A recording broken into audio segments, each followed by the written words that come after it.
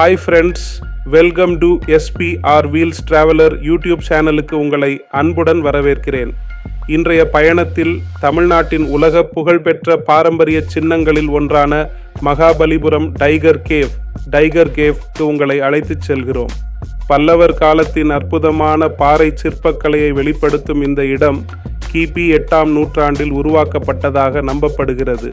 புலிமுகங்களை ஒத்த கற்சிற்பங்களால் அலங்கரிக்கப்பட்ட இந்த குடைவரை கோவில் வரலாறு, கலை, கட்டிடக்கலை மற்றும் மர்மம் ஆகிய அனைத்தையும் ஒரே இடத்தில் காணும் அரிய நினைவு சின்னமாக திகழ்கிறது.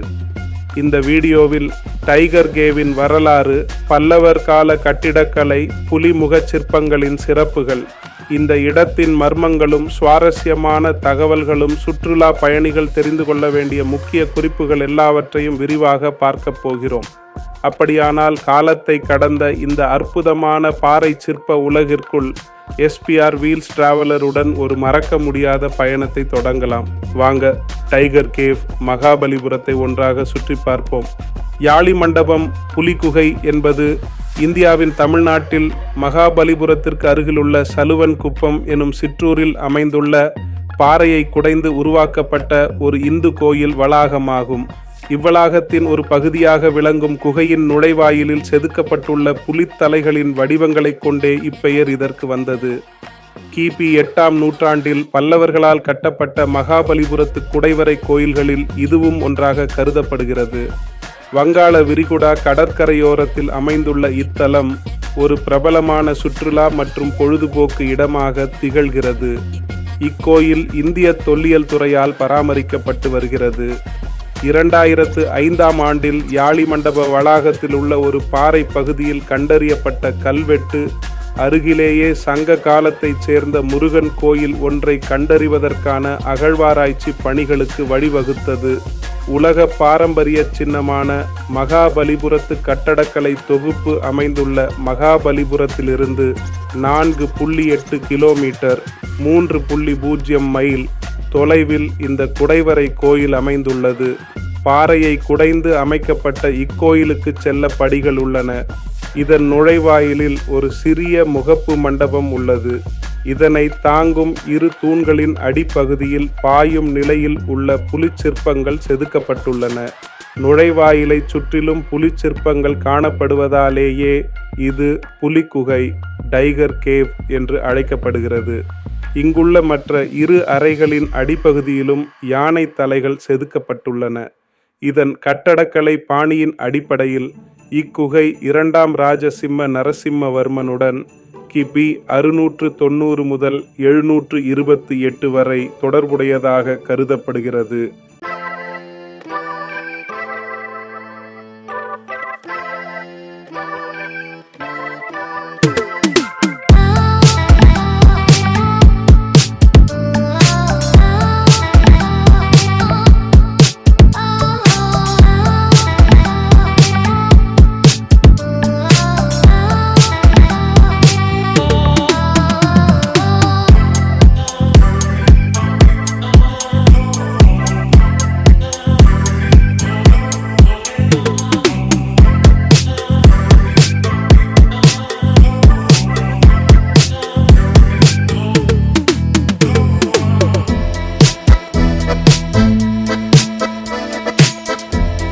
பல்லவர் கால கட்டிடக்கலை டைகர் கேவ் முழுவதும் ஒரே பெரிய கிரானைட் பாறையை குடைந்து உருவாக்கப்பட்ட ராக் கட் ஆர்கிடெக்சர் இன் சிறந்த எடுத்துக்காட்டாகும். இதன் முக்கிய அம்சங்கள்: ஒரே பாறையை வெட்டி உருவாக்கப்பட்ட குடைவரை கோவில், நுழைவாயிலை சுற்றி யாழி முகங்கள் அரைவட்ட வடிவில் செதுக்கப்பட்டுள்ளன, சிறிய மண்டபம் மற்றும் தூண்கள் பல்லவர் கால கலை நயத்தை வெளிப்படுத்துகின்றன. ஒவ்வொரு சிற்பத்திலும் மிக நுணுக்கமான செதுக்குதல் காணப்படுகிறது. கடலோர சூழலிலும் 1000 ஆண்டுகளுக்கும் மேலாக நிலைத்து நிற்கும் கட்டுமான திறமை பல்லவர்களின் பொறியியல் அறிவை வெளிப்படுத்துகிறது.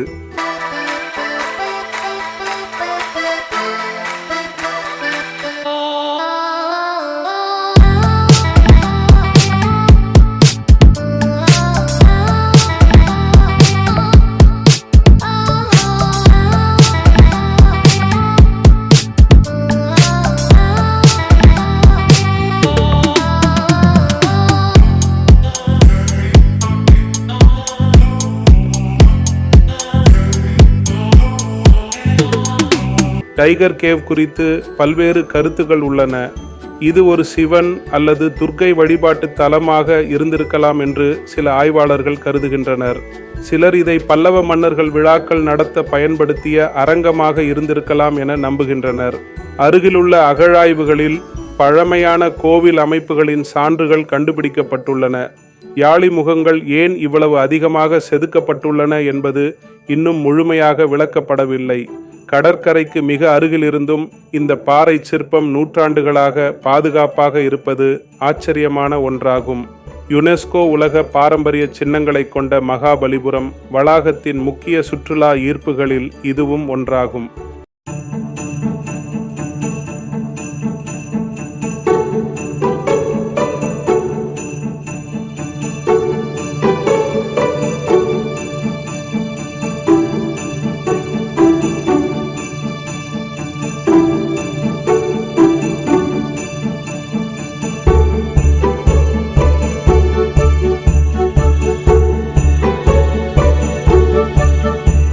டைகர் கேவ் என்பது வெறும் ஒரு வரலாற்று சின்னம் மட்டுமல்ல, இயற்கை, கலை மற்றும் அமைதி மூன்றும் ஒன்றாக இணைந்திருக்கும் அற்புதமான சுற்றுலா தலமாகும்.